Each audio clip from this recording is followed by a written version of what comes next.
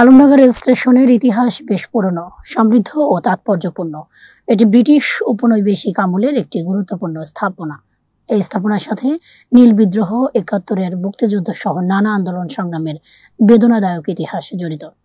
Alamdanga rail station শুধুমাত্র একটি পরিবহন কেন্দ্রই নয়, রেল স্টেশনটি একটি ঐতিহাসিক নিদর্শন যা ব্রিটিশ ওই উপনিবেশিক শাসন, নীল চাষীদের সংগ্রাম এবং এই অঞ্চলের সমৃদ্ধ ঐতিহ্য বহন করে।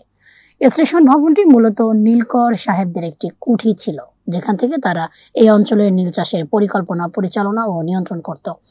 ভবনের ওপরের তলায় ইংরেজ সাহেবরা থাকতো এবং নিচের তলার কামরাগুলো ছিল তাদের গুপ্তঘর বা জেলখানা।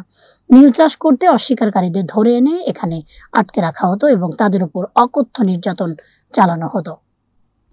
১৮৫৯ সালের দিকে আলমডাঙ্গার নীল চাষীরা একযোগে বিদ্রোহ করে এই অঞ্চলকে নীলকর মুক্ত করে।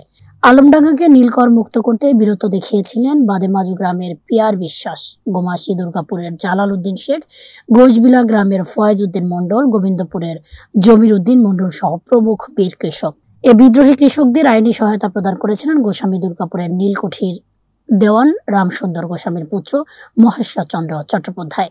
যদিও দেওয়ান রামসুন্দর গোস্বামী ব্রিটিশদের পক্ষ নিয়েছিলেন।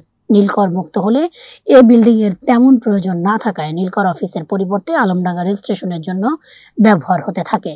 মোগল ও ইংরেজ আমলের স্থাপত্য শৈলীর এক অনুপম দৃষ্টান্ত এই স্টেশন ভবন। জনশ্রুতি অনুযায়ী দেশের প্রথম দ্বিতল রেলওয়ে স্টেশন আলমডাঙ্গা, যা প্রকৃতপক্ষে সত্য নয়। প্রকৃত সত্য হচ্ছে দেশের প্রথম দ্বিতল রেল স্টেশন জগতী এবং প্রথম রেল স্টেশনও জগতী। তবে আলমডাঙ্গার যে স্থান দিয়ে রেল লাইন স্থাপন করা হয়েছে সে স্থান স্বাভাবিক সমতল ছিল না, ছিল নিচু বিল অঞ্চল।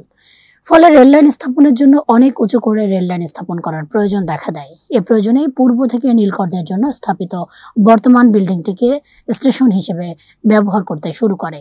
উল্লেখ্য, ১৮৬২ সালের ১৫ নভেম্বর বর্তমান বাংলাদেশের দর্শনা হতে জগতী পর্যন্ত ৫৩.১১ কিলোমিটার রেল লাইনের উদ্বোধন করা হয়। যখন ট্রেন চলাচল শুরু করে তখন আলমডাঙ্গাতে রেল স্টেশন ছিল কুমার নদের ওপারে, কালিদাসপুরে। ১৯০৯ সালে বর্তমান লাল ব্রিজ নির্মিত হয়। তার পূর্বে এ নদের ওপরে হয়তো অন্য কোনো ব্রিজ ছিল এবং এই ব্রিজ নির্মাণের কিছু আগে পরে কালিদাসপুর হতে স্টেশন স্থানান্তর করে বর্তমান দ্বিতল ভবনে নিয়ে আসা হয়, যা অনেক পূর্বে মোগল ব্রিটিশ স্থাপত্যের নির্মাণ শৈলীর যৌথ মিশ্রণে নির্মাণ করা হয়েছিল, যেটি ব্রিটিশ নীলকররা তাদের অফিস, আবাসস্থল, নীলকুঠি ও জেলখানা হিসেবে ব্যবহার করত।